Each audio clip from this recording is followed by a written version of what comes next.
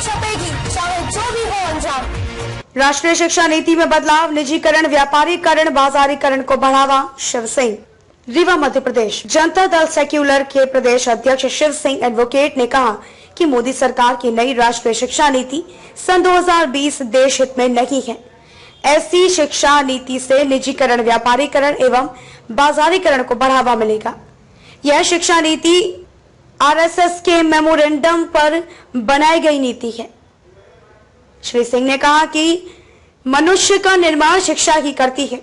भारतीय संविधान के अनुच्छेद 21A में शिक्षा का अधिकार हर व्यक्ति का मूलभूत अधिकार है और हर व्यक्ति को समान शिक्षा प्राप्त हो, इसका दायित्व राज्य पर निर्धारित है।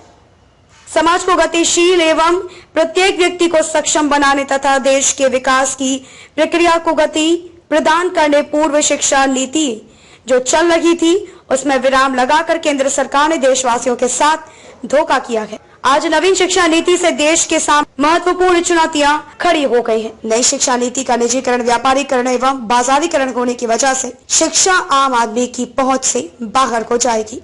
सरकार सबको समान शिक्षा के अधिकार प्रदान करने के अपने संवैधानिक दायित्व से विमुख हो रही है। धार्मिक शिक्षा को बढ़ावा देने से देश के विकास के पहिए जाम होंगे। नई शिक्षा नीति से समानता, स्वतंत्रता, बंधुता एवं नैतिक मूल्यों का पतन होगा। वर्गवाद को बढ़ावा मिलेगा तथा निजी उच्च शिक्षा संस्थान गुणवत्तापूर्ण शिक्षा प्रदान करने वाले संस्थानों का मुखौटा धारण कर शिक्षा का गोरख धंधा करेंगे। शासन सत्ता शिक्षा क्षेत्र से निवृत्त होकर संपूर्ण शिक्षा व्यवस्था कॉर्पोरेट जगत को सौंपना चाहती है। निजी शिक्षा संस्थानों से प्राप्त होने वाली उच्च शिक्षा आम आदमी की पहुंच से बाहर होगी।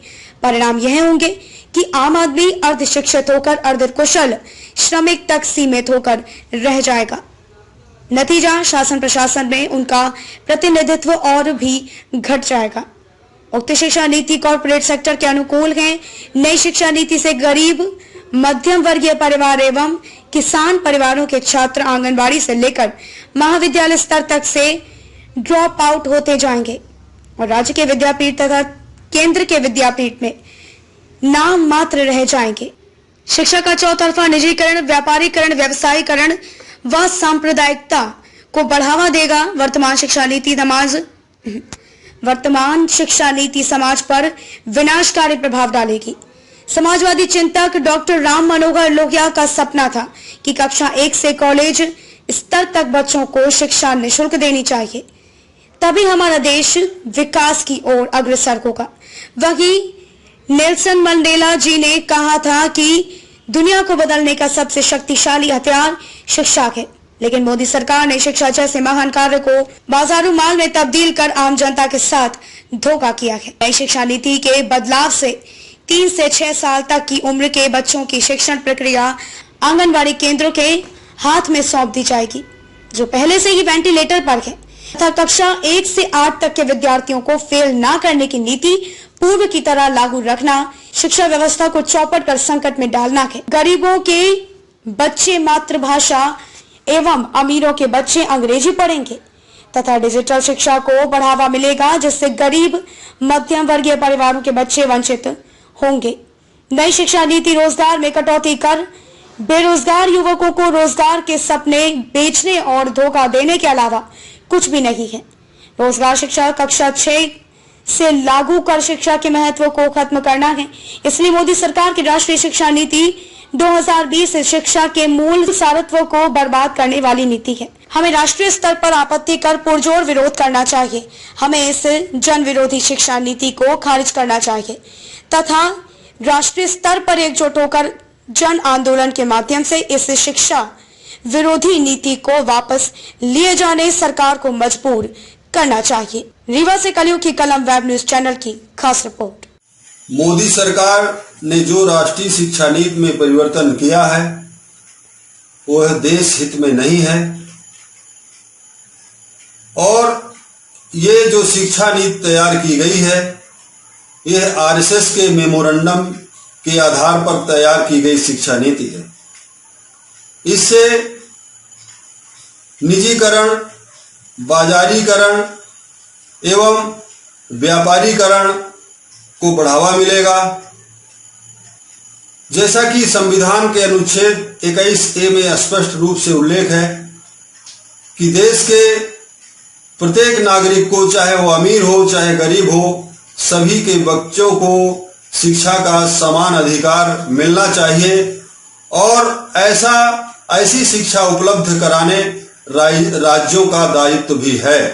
लेकिन आज मोदी सरकार अपने दायित्वों से मुकर रही है और ऐसी शिक्षा नीति से शिक्षा का व्यापारीकरण तो होगा, लेकिन गोरख धंधे के रूप में शिक्षा का उपयोग किया जाएगा।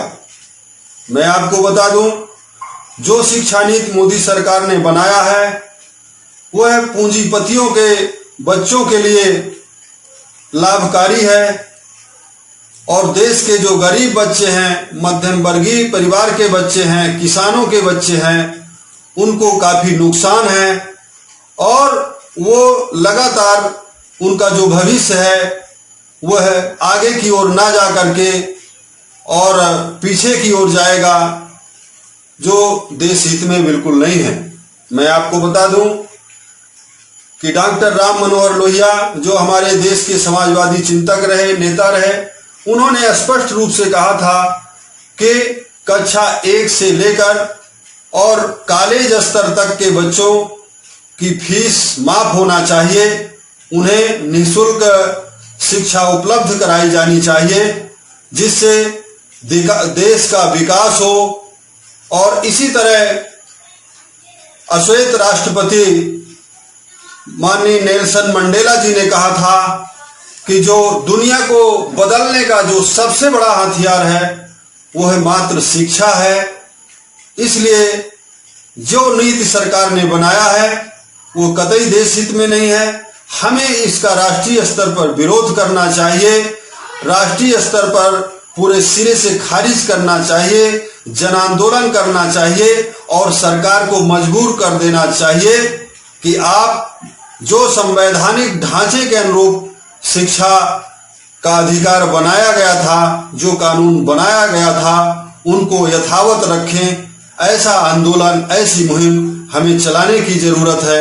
जय हिंद, जय भारत।